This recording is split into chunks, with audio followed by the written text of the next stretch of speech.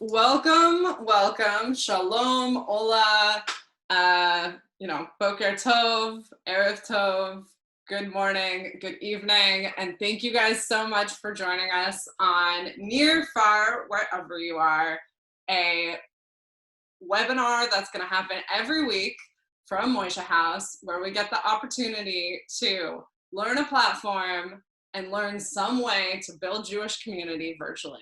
And we are really excited for this to be a space for you all, meaning you guys get to request what we learn, what we talk about, and what resources Moishe House gives you in order to be the best Jewish community builders of your dreams virtually. And also we'll give you guys the opportunity to connect. One of the coolest things that's happening right now in the world is that people in Australia are connecting to people in Seattle, who are connecting to people in Buenos Aires, who are connecting to people to New York City.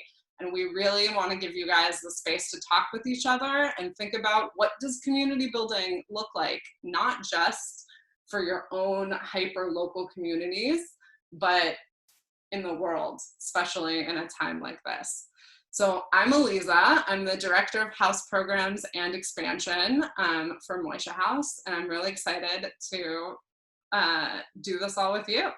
So we have a team of Moishe House staff that are on the call with us today. Just a few intros, and Moishe House staff, if you could do a little wave when I introduce you. We've got Faustine, our Moishe House International Director of Jewish Education in France. Kristen, our Moishe House Marketing and Communications Associate. And Faustine is going to teach us about Passover and virtual Judaism. Kristen is going to teach us about Zoom and how to actually use this platform. And then we've got LJ, Molly, and Vale from San Francisco, Dallas, and Buenos Aires, who are community managers, who are also on this call. And we've got our Camp 909 director, Lisa Klieg, in New York. So those are some of the faces, and feel free to reach out to any of them about Moishe House community building classes. And then we've got you. I see some Buenos Aires, I see some New York, I see some Florida, I see all sorts, Prague, France. We really want to give you guys the opportunity to shine here. So here's the first thing that I need you guys to do, and this is a Zoom trick. This is called Display Name 101. Go to your own photo, your own little window, and in the top right corner, there should be 3 little dots.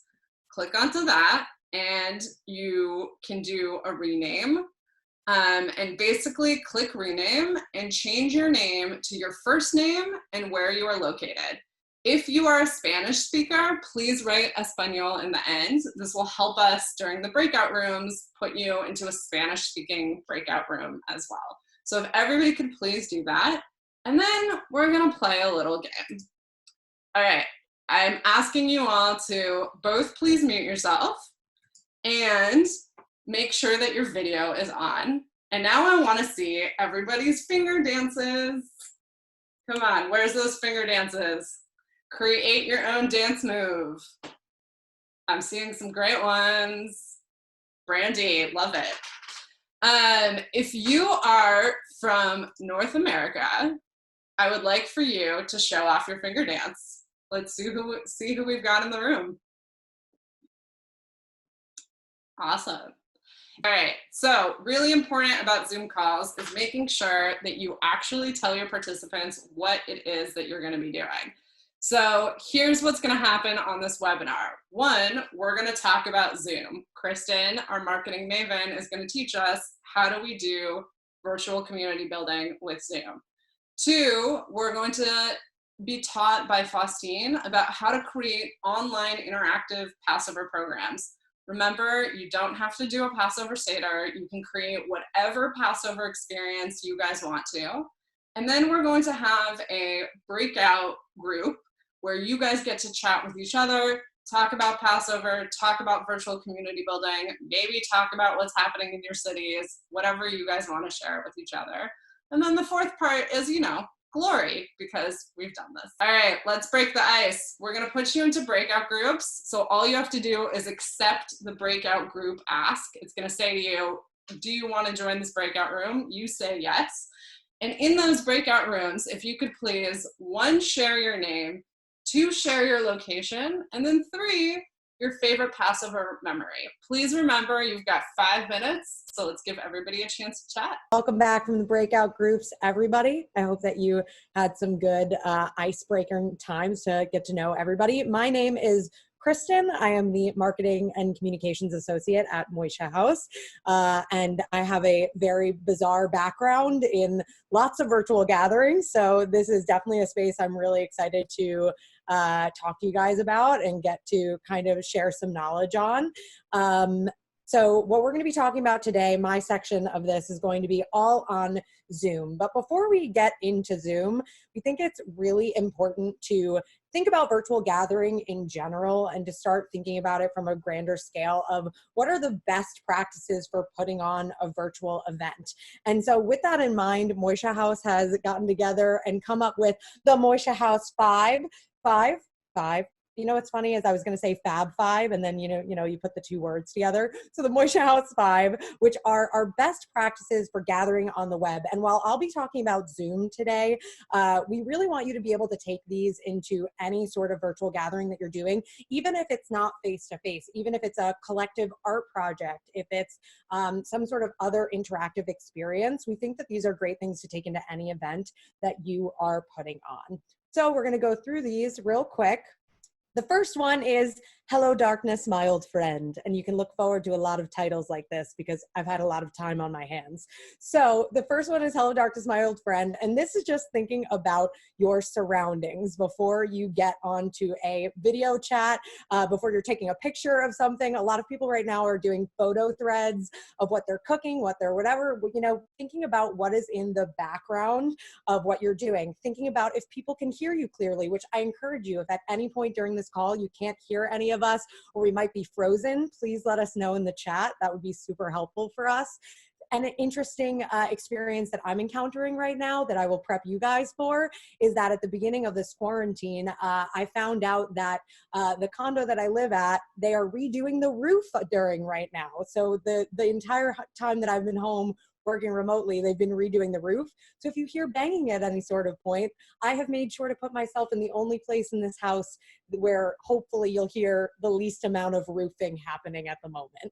So taking a few moments to make sure that everything is the way that you'd like it to be. You've put your laundry away behind you, something you think you'd remember, but I've encountered before. Make sure to think through those technical difficulties before they happen and encourage your participants to let you know if there is anything that's happening during your call or your experience. The second one is I've got a plan for that. Like we did at the beginning of this call, it's really important to set a plan for your programming like you would if you were putting on a program as a host or as a resident hosting in any sort of way. You should think through what your program is going to look like. That way you can set expectations for you, your roommates, and for the people that are coming. We all know that right now we're being invited to a million virtual gatherings, and that can get really, it can be kind of dicey to decide what you want to attend, what you want to invest your time in, and providing like a clear idea of what this experience is going to be like is going to entice people to stay and actually want to see your events through. And if they can only make it for part of the meeting, they'll know if that's the right move for them. A couple people messaged this morning making sure that if they could hop on for just a little while that was okay. And that's a really great way to set expectations for your programming and to keep people's attention. The next thing is, hello, can you hear me? Which I've had this song stuck in my head for days since creating this slide. Keeping people engaged is really, really hard. It's something that I'm gonna try and do throughout this entire thing, this entire program that we're doing right now. So try and be as interactive with people as possible. Like I would love to know right now, like what are you guys snacking on at the moment? If you could throw that in the chat and let me know what your favorite snack is at the moment. I've been doing a lot of cooking and I would really love some Rex because right now I've just been eating a lot of Milano's cookies, peanut butter and jelly all day. Yeah, I would really, strawberries trail mix. Oh, s'mores Pop-Tarts? No, there is no shame in that. There's no shame in that at all. Got into an argument the other day about what the best flavor Pop-Tart is. I believe it's cinnamon. This is great. So I'm really trying to keep people engaged and keep it liked. I love that there might be a pop art debate that now goes on in this chat. Is a great way to continue to engage people, keep their attention. And also don't be afraid to explore other mediums. This is the easiest way to engage people in the middle of a chat, but pull up a trivia app on your desktop and share your screen like I am right now. Really feel free to explore other mediums and how they can like work with what you're doing. I think that that's a really great way to keep people interacted and make them feel like they're part of the experience instead of just being spoken at. And the next is Ice Ice Baby, which is making everyone feel comfortable. Like we did at the beginning of this call, doing an icebreaker is a great way to make everybody a little bit more aware of each other, get people to know one another. Something to keep in mind with all these virtual experiences, one of the bizarre and wonderful things that has come out of this experience is right now, there are a lot of people that might come to your events that are not from your local community, right? People don't have to be there in person. This is one of the first times where people are located has nothing to do with whether they can attend your event or not. Besides time zones, respect time zones, but there's a very good chance that there are going to be people that come to your events that are not part of your inner circle. And so they might not be a part of your already ingrained community. So make them feel welcome, like find a way to welcome each participant, whether that's having them change their display names, whether it's having them like interact with one another, breaking them out into breakout groups. These are all really great ways to make sure that your community is going to get to know one another. Like I hope that you each leave this call with a new friend. That would be amazing. And the last is stop, collaborate, and listen, because I was listening to Ice Ice Baby already, guys, so this was the easiest title I could come up with. So you aren't in this alone. Like I was just saying, the one fringe benefit of this big experience we're all going through is that it is a pretty global experience at the moment. And right now, that means that there are so many calls like this one. There are Facebook groups. There are so many resources that you guys can do to take away inspiration to take back to your event. So we don't expect you, nobody expects you to be able to come up with the next great, amazing, creative idea on your own. You can rely on your roommates if you're living in a Moishe house. You can reach out to your friends, collaborate with other Moishe houses. This is like a really amazing time to be able to reach out to other houses and co-host an event, reach out to organizations. We still really want you to feel like you can collaborate and you're not in this alone, which is part of the reason why we're doing these trainings, is that we really want you to feel like you have a place to brainstorm and have that space to be creative, because we all know we're seeing just, again, so many invitations to so many different events. And that is by no means, we are not expecting you to do this alone. So remember that. And that's the Moishe House 5. That's what I have to say on that. And I do want to say before I move forward that you can definitely message any questions that you have in the chat box. And at the very end of this, we are going to, at the very end of this program, we're going to take Q&A questions, and we'll try and answer as many as we can. And if we don't get to answer them on call, then we will definitely try to contact you in some other way. So next, talking about Zoom. Oh yeah, definitely. Like that's a great question, Lauren. Moving on. So for Zoom, just to quickly go over the basics of this, the Zoom platform that we're using right now is a video chatting platform where you can chat with up to 100 people at a time. It's really, really great. It's an opt-in experience for everybody, which is amazing. So what I mean by that is it has audio, chat, and video features, which we're using right now. So that's pretty clear. Through the audio, chat, and video features, people can opt in to share their video. Like some people are not sharing their video, to call into the call to just be there via audio. And they can also decide to share their screens. They can decide to share their screens. They can decide to just opt in via chat. So there's a lot of different ways that they can that your participants can decide to participate over Zoom, which is really, really great.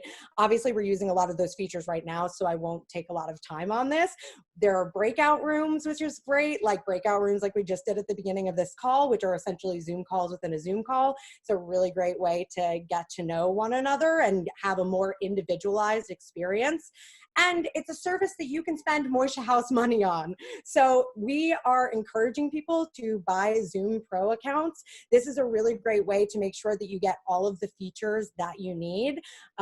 We really don't want anything to be in the way of you being able to do these programs. So you can use your Moishe House budget towards Zoom Pro, which is a really amazing thing of this. And this is in general just the very basics of Zoom. I'm not spending a lot of time on this because we are using Zoom right now, which indicates to me that you probably have a good sense of the basics of Zoom. But again, if you have any questions, please throw them in the chat. I just want to keep this moving so that you guys can get together to brainstorm.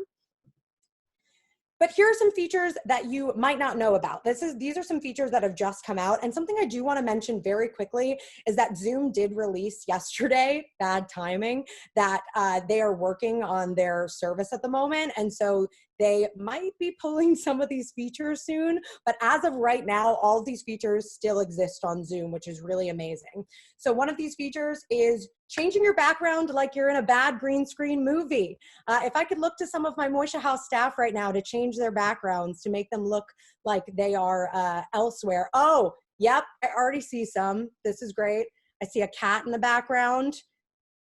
Vale, I mean, she looks like she's just in a field frolicking about. It's amazing. So you can change your background on Zoom, which is a really fun feature. As you can see, it's not a perfect feature. It is very much like you're in a B movie with bad green screen effects, but if you decide that you want to use it, I think it's a really great way to engage other people. And the way that you do that is just by going into your preferences and then changing your background, or right next to where it says video at the bottom of your screen, there's a little arrow, and you click the arrow, and the arrow says choose a virtual background, and from there you can decide to change your background. Again, this is not a perfect feature, so I recommend keeping an eye on it, but it is a really fun way to like spice up your call. And again, if you forgot to put that laundry away, you know, it's a good way to hide that. There's also a polling feature, and we're going to be using this later in the call, so I'm going to move on from that for the moment, but you can do polls within Zoom, which is really excellent. Display names, as we did earlier, I think a really fun icebreaker is to have people change their display names to their old AOL usernames. I think that's a really fun icebreaker. I think there are lots of ways that you can really get people involved with display names. There's also the ability to change from speaker view and gallery view. So depending on what you guys are in right now, because I'm sharing your screen, if you were to go into the top right corner of your screen, there should be a bunch of little boxes, and from there you can change from gallery view and speaker view. And basically gallery view is exactly what it states. It's going to show everybody's face on there, which is really great for when you're hosting an event with a lot of people, or there's speaker view that will shift based on who is speaking at the moment. And then also to touch on that, there are many, many, many more features besides that. Like I said, sharing screen, which I'm doing right now. There are many more features that you can look into, and so many lists on the internet that are really great resources for exactly all the features that you can do. But those are some of the basics and some of the ones that maybe you don't know about yet and that I've been seeing a lot of people do. So that's been really, really fun. And then quickly to go through some best practices. So what are the best practices for Zoom? Create the meeting and setting in advance. So a lot of the things that we just talked about are things that you have to go into settings for. Basically everything that you can that you need to do within Zoom, you just go into Zoom settings, and so that's on your desktop version. Or if you decide to sign in via web, going to like zoom.com and logging in, you can go into your settings and you can create a meeting and then activate all of the settings for that meeting. So one of the really great things that you can do, for instance, which is one of my lists here of the automatically muting people, for those of you that don't know, usually when somebody enters a Zoom meeting, a little like door sound goes off. And when people enter a Zoom meeting, usually their microphones are on, which means that you might experience some like echo and some weird audio issues. So a really good practice is to go into the settings and just hit automatically mute people when they enter. This doesn't hinder their ability to unmute themselves while the call is still going on. It just sets it so that when they initially come in, it's not disturbing anything, so that people can kind of come in and go out as they need to without disturbing your programming. And then sharing it out. So once you create a Zoom meeting, you have the link. You can share it out with all of your community members. You can share it out with your mom. You can share it out with whoever you need it to be shared out to. So automatically, so sharing that out by going also to the bottom of your screen, hitting invite and copying the URL or adding it into an email is a really great way to share out your Zoom call. The sharing it out at the bottom of your screen is for when you're already in the middle of the call. But if you want to do it ahead of time, by creating that meeting ahead of time, the URL is already right there and you can pop it into a newsletter, a text message, a Facebook post, wherever you need it to be. And then again, checking your surroundings before you get on a call and just going through quickly what the best practices are for during a chat. Make sure that you're monitoring what's going on. Make sure that you're keeping a watchful eye on the chat, responding to people like Zane. It's really great to see that you're back. Thank you. Thanks for joining us. So making sure that you're paying attention to the chat and making sure that everything is exactly the way that you want it to be is a great practice. And also being present. So we've all been on Zoom calls where we can tell that the person on the other end is on their phone and they're looking through things and you can't tell. So if anybody could leave me their biggest, oh yeah, if we could see Zoom pet peeves in the chat, that would be amazing. That would be great. So if you, if you are present during a call, people are going to be more interested in what you have to say. It's going to be a little bit less frontal, which I know seems weird because I'm giving a presentation right now, but in your general, within your general gathering, it's going to be a little less frontal information and you'll be able to interact more. So make sure that you're keeping that interacting going. And then in the middle of your event, self-promote for the next event. You know, I'm all about that self-promo. So if you have another event that is going on during your call, make sure to share out what's happening next. Keep people engaged. If the event is going really well, people are going to want to come to the next one.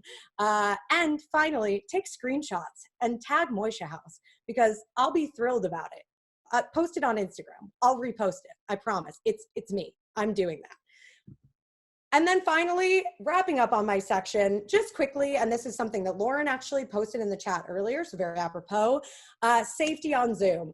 I'm not going to go over all these bullet points. I put them on the screen for now, but the ADL recently came out with a really great resource that I'm going to link in the chat as soon as I'm done.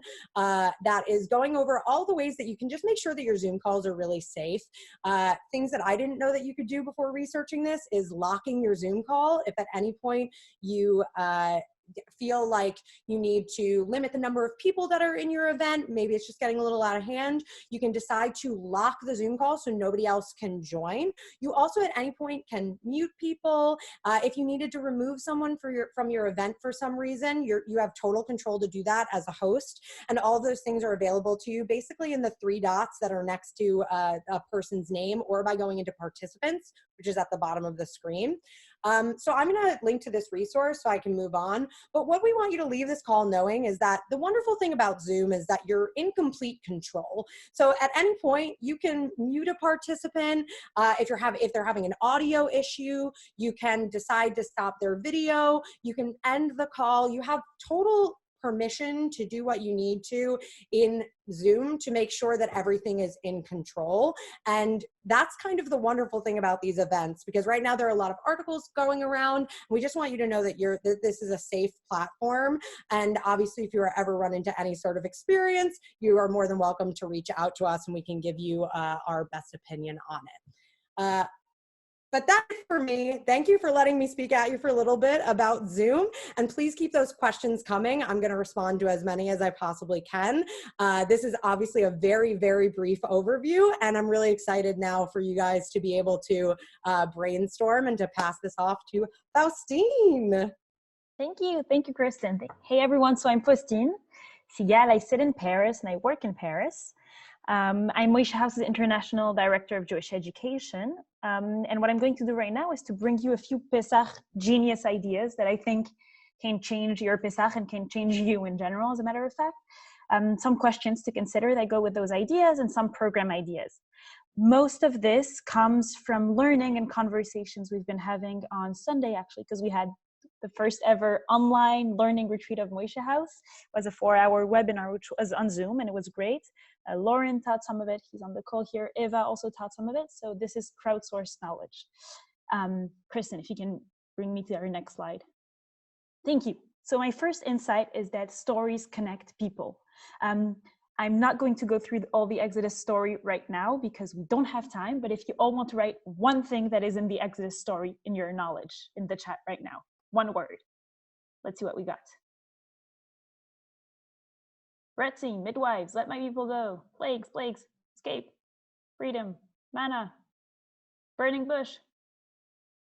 That's amazing. Matzah. Okay, love it. Cool. So I'll refer you to the Prince of Egypt if you want to get a refresher's course. But basically, first of all, like, why do we share the Exodus story? First thing is that it's a biblical commandment. Before the story actually happened, before they know what it will be, the Israelites are told to be sharing the story. So this is the first reason why we share it. The second reason is that it's an affirmation of power. A lot of Pesach is about affirming power and affirming freedom in the Roman style, as you know, because the Seder is a Roman tradition, and sharing your story is claiming a power. So this is one of the reasons we'll be doing it in Pesach. The third reason is that sharing your story makes you feel responsible and also grateful for the great things that happened to you. And this is also a lot of what Pesach is about. So here are 3 questions I think we could be asking ourselves with the opportunity of Pesach. One is, how can you tell this Exodus story in a way that connects you with your guests? That in a way that the story that can create community. The second question is, how can you tell the story in a way that challenges your perspective on your current situation?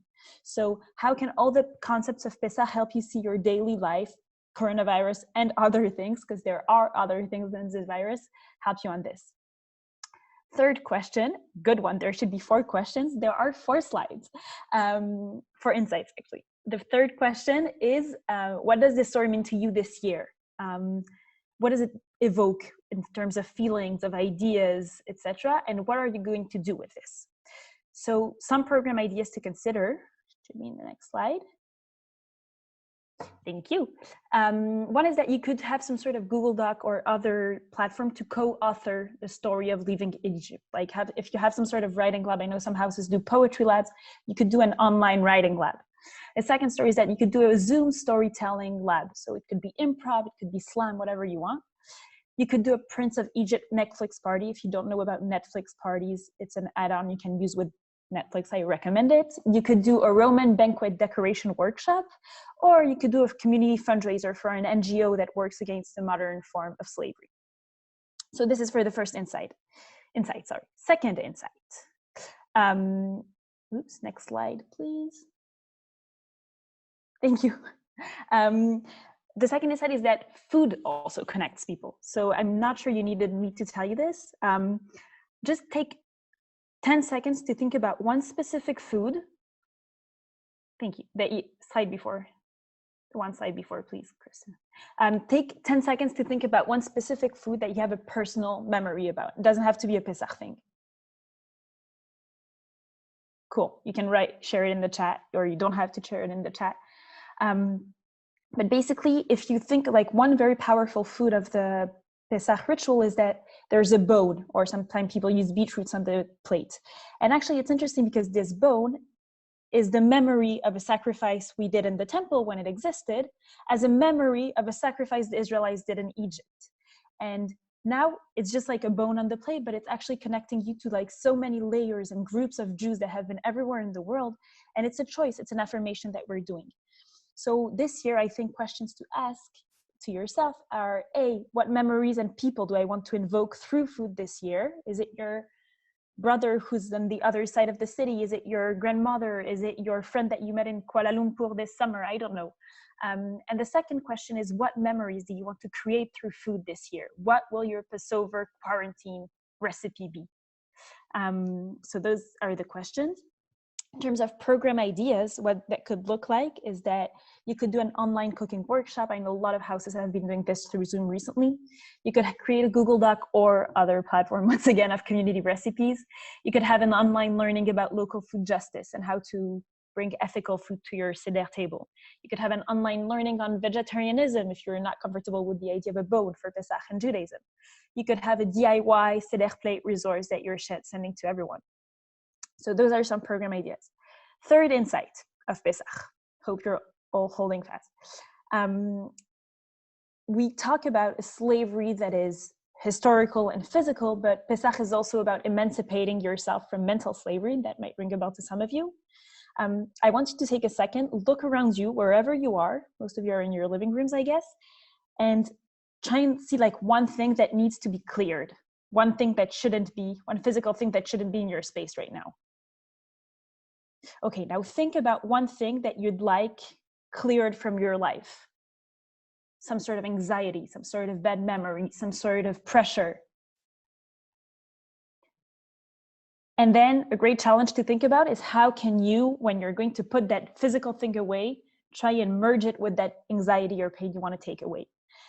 So two ideas to consider that are connected to Pesach. One is chametz, so it's like crumbs and leavened bread, basically, that we take out of our homes for Pesach. Try and think also about this as a spiritual thing. What are the things that you'll be cleaning out of your emotional homes when you're cleaning your physical homes? The second thing is that Mitzrayim means in Hebrew means Egypt, but it also means a narrow place.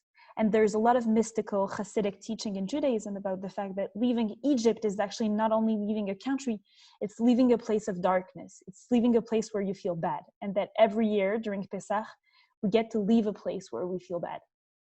So some questions for you is, what is this chametz that you want to be cleaning out of your home, your body, and your soul? What does the process look like? What are some narrow places that you feel stuck in this year, physically or mentally, and how do you leave them? And a special question for sure for this idea is, how can you be confined physically and free mentally? So some program ideas that could come with this.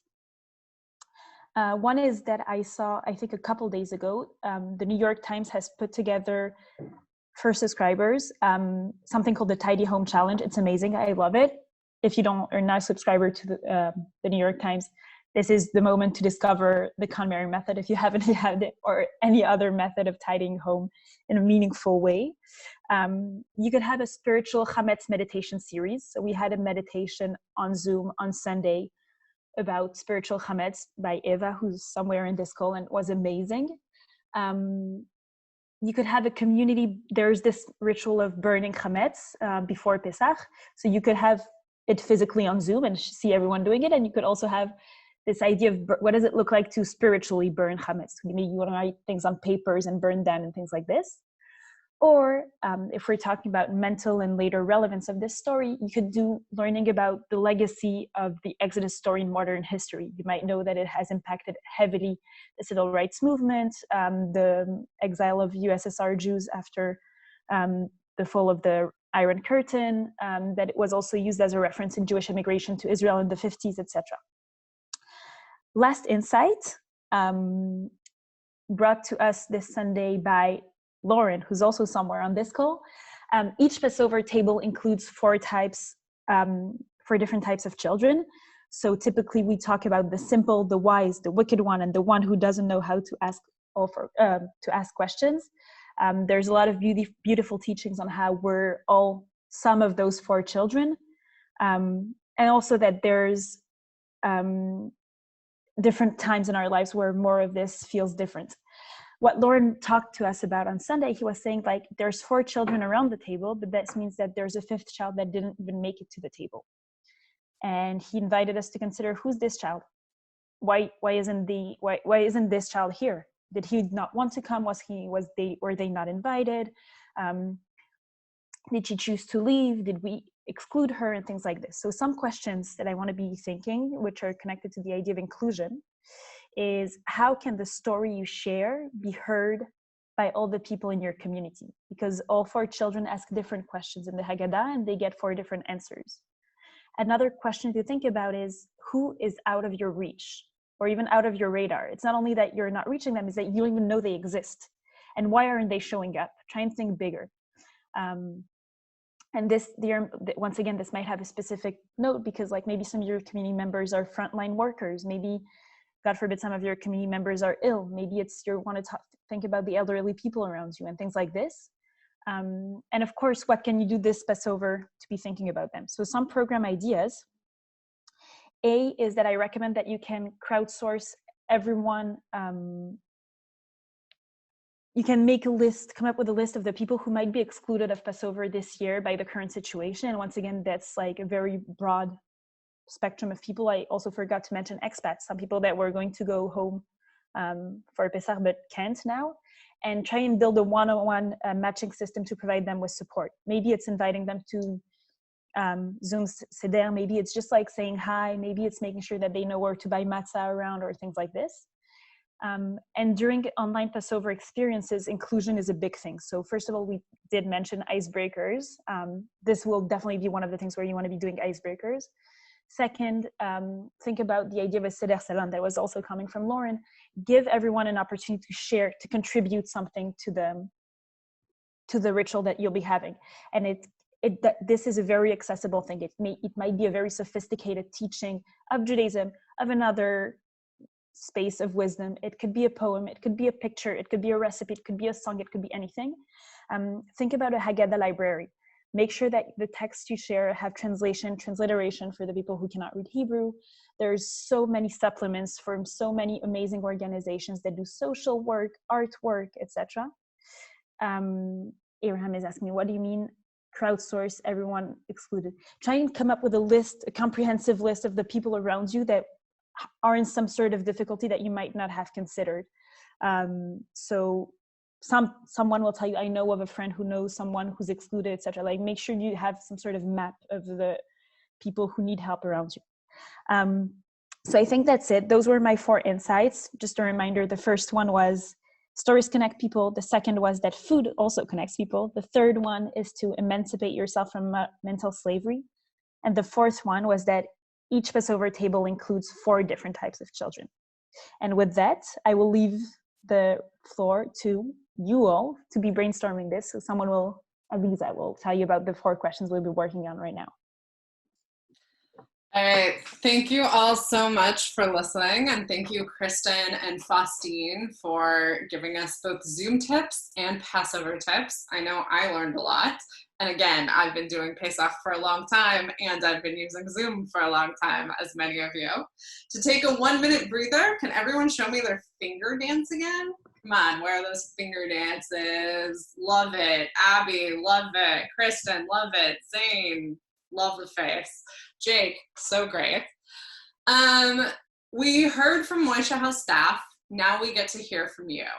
So in the next 20 minutes, you guys are going to be broken up into your breakout groups, and there's going to be a Moishe House staff facilitator with you who is going to chat with you about many things. The purpose of this is 1, to talk about the 4 questions, and 2, to come up with as many virtual Passover program ideas that you want and get to ask each other for questions, advice, challenges, and successes that you guys can do for Pesach. Again, you don't have to do a Passover Seder. You can do so many other things, but unfortunately, for the next 7 to 8 days of Passover, we are in this situation. So this is your moment to talk through and brainstorm with each other. So Moishe House has for you the 4 questions. And the 4 questions, aka Ma Nishtana, are a highlight of most Passover Haggadahs and Seder tables. Traditionally, it's sung by the youngest person at the table. Can I get a wave if you're usually the youngest person at your Seder table? There's some. And there are 4 different questions about what makes the Seder night special. So for you all, what is going to be the special thing during your Passover virtual experience? Go discuss and enjoy. Thank you guys for coming back from the breakout groups. I hope you guys brainstormed really great Passover program ideas. Again, doesn't have to be a Seder plate, but we do want to hear from you. So if you were in Vale's group, please share. Juan? I was waiting for another one to volunteer. We were talking about, how is it, a large table, shared table? How is it called? Like a dinner with connected through Zoom, for example.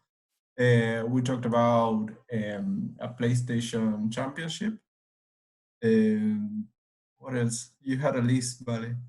Show it to me. Now you have the list. Oh, where? Okay, I'm lost. We can do this together. Let's do this together. Yes, please. So we made a list of virtual games that will help us go towards freedom in terms of non-freedom. So that's why we had Liar Dice, which is an app, and we also have online quizzes on the Prince of Egypt. We said doing a Netflix party, watching the same movie all together, and then workshop. doing cooking workshop on Jewish recipes. Sorry. Yes. Sorry. At TikTok with Jewish songs, I got the list. Then there's Pictionary is a worldwide known game, is it? Yeah. Okay, so there's an app that's called Gartic.io.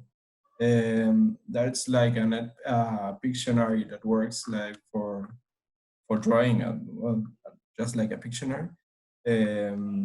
What else? All right, Juan, thank you so much. That was a great list of ideas. All right. For the... No, that was great.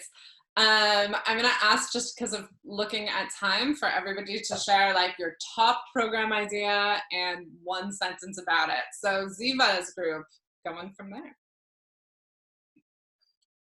Erin, that's you. Right. Hi, I'm Erin, San Francisco Russian speaking house. Can you all hear me? Cool. Okay. So we had an idea to do a virtual cook-along class, and we would teach people how to make their own coconut macaroons for the holiday. That is brilliant. Excited to go. All right, Jonah. Is Ella still on the call? No? Yeah, there you are. Share your idea. So our idea was to do an afikoman hunt where you set up your whatever chat system you're using, Zoom or whatever, you set it up ahead of time as a wide angle instead of like this close-up headshot, and you hide the afikoman somewhere within the viewable area. That is so brilliant. Thank you, Ella, and your group. All right, let's go. My group, Rosie. Sorry, finding me on mute. It feels like a time to talk about leaders stoking hate and how we value labor, plague, and what it means to lack the safety of knowing that lamb's blood will keep harm from our homes. So sort of having a discussion around that. Molly's group. Amanda, do you want to share? Sorry, totally spaced out. We also talked about doing a cooking class, either have somebody leading the class for everyone, or maybe like everyone make your favorite matzo pizza and show us your tricks, and like everyone can be making it at home together. Thank you. Lola's group. So we were talking about different ways to tell the Passover story during the Seder and ways to keep multiple generations involved. And so what I am going to do for my virtual Seder is send out Mad Libs, but just like the words that people need to fill in before the Seder, get them to send it back to me, and then send them like their chapter of the story to read and bounce around during the Seder when we get to tell the story. Mad Libs, love it. Ava's group. We kind of got a little off topic as far as like actually coming up with like a specific plan, but we had a really good conversation and like kind of touched on some like, you know, like how do you do like more about like the kind of the actual flow of the Seder rather than specific topics, but like stuff about like, you know, figuring out time zones if you're ending up, because this broadens the opportunity to have people, our community who is at a distance. So like people like, you know, so someone had a grandmother in New Zealand who was going to be able to join the Seder. So what does that look like? And also, you know, how to different ideas for how to kind of assign roles and like the order of the Seder, because like you can't just go in a circle around the table. Yeah. Awesome. Thank you. Okay. I want to be mindful of everybody's time. So for the other group leaders, Michelle, Josh, LJ, other people, if you guys could please put your answers in the chat box. Really excited to hear them. And Kristen, will you give me the last slide? Thank you guys so much for being on this webinar. We are really excited to see what Passover experiences you create, both in the Moisheverse and in your personal lives. We want to support you with both. And what is going to happen after this is there's going to be a virtual program bank where all of your ideas are going to be taken by a team of staff at Moishe House and put into a resource for you all. So if you want inspiration or the rest of the world wants inspiration, your ideas are going to be part of it. There'll also be resources from Zoom, how to use Zoom, that you can have access to that are going to be on our website, and the tips from Faustine. So this is going to be called moishehouse.org Living Room. And we are really, really excited to incorporate your ideas. So if you have feedback for the session, or if you have other topics that you would love for Moishe House to train you on or brainstorm with community builders, please let me know. My email is eliza@moishehouse.org, and there'll be a feedback survey that goes out in the Facebook event link afterwards. And if you feel like you have a skill, maybe it's Twitch, maybe it's Facebook Live, maybe it's Instagram, maybe it's how you do Shabbat, what do you do for Yom HaShoah, how to do icebreaker and games, please reach out. We would love to have some community builders facilitate the next ones. So the next one is join us for Near Far Wherever You Are, icebreaker and games. It's going to be Monday, April 13th, 11 a.m. PDT, 2 p.m. EDT, and 7 p.m. London time. And we're really excited for you guys to join. All right, Chag Sameach. Bye.